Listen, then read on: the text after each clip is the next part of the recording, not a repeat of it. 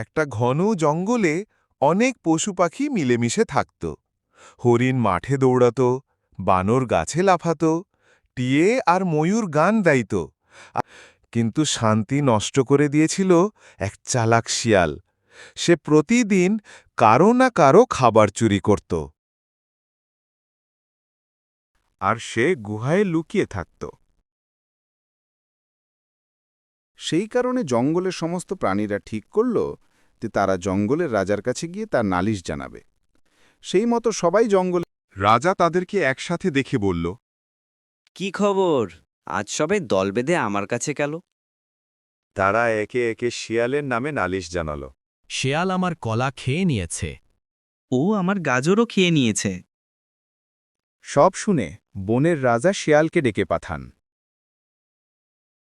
শেয়াল আসে এবং বলে, আমি কি করব? শিকার করতে আমার আলসেমি লাগে। সহজেই তোমাদের খাবার পেয়ে যাই, তাই নিয়ে নিই।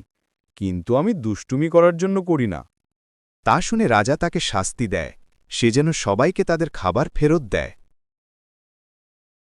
তা শুনে শিয়াল সেখান থেকে চলে আসে, আর সেই দিন পর থেকে সে আর কারো খাবার চুরি করে না।